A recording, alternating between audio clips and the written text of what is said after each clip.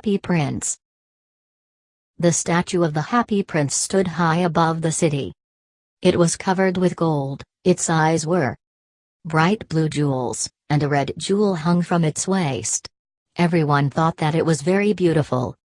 The people call him the Happy Prince. One night a little bird flew alone over the city. The other birds were all in Egypt now. Where can I stay tonight? He thought.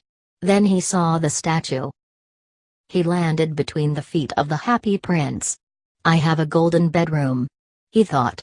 But as he put his head under his wing, a large drop of water fell on him. He looked up. That is very strange, he thought. There is not a cloud in the sky, but it is raining. The eyes of the Happy Prince were full of tears. Tears ran down his golden face. Then why are you crying? Asked the bird. I am wet with your tears. Far away from here, said the Happy Prince in a low voice, there is a poor house in a little street. Through an open window, I can see a woman at a table. Her face is very thin and she has rough, red hands. Her little boy is lying on a bed in the corner of the room. He is very ill. He is crying because she can only give him water from the river. Little bird, will you take my red jewel to her, said the prince. So the bird took the great red jewel from the prince's sword and flew away with it over the roofs of the town. The bird passed over the river and flew and flew. At last he came to the poor little house and looked inside. The boy was lying on the bed. He flew in and put the great red jewel on the table.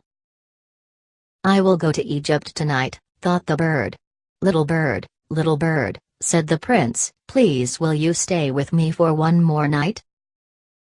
Far away across the city, said the prince, I can see a young writer in a little room at the top of a house. He is trying to finish a story. But he is very cold and he cannot write. There is no fire in the room, and he is weak and hungry. Take him one of my eyes, said the prince. The young man can sell it and buy wood and food. He can finish his story. So the bird took out the prince's eye and flew away to the young man's room. It was easy to get in because there was a hole in the roof. Little bird, said the prince, please will you stay with me for one more night? A little girl is standing there in the square below. She is selling matchsticks in the street. She has let her matches fall in gutter. She has no money to take home. Her father will hit her. I will stay with you for one more night, said the bird, but I cannot take out your other eye. You will not be able to see. Do it, said the prince. So the bird took out the prince's other eye and flew down with it. He flew to the girl and put the jewel in her hand. No, said the poor prince, you must go to Egypt. I will stay with you, repeated the bird. The next day he stayed with the prince. He told the prince stories about the strange lands that he knew.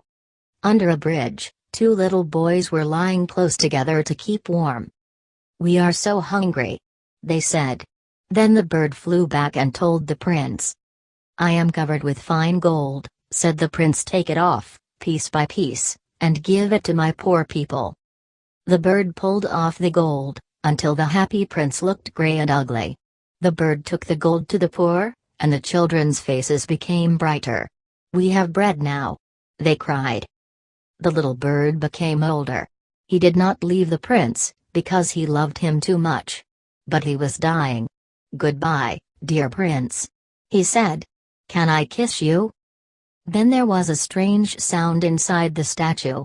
Crack, the metal heart broke into two pieces. The Happy Prince does not look very bright, he said.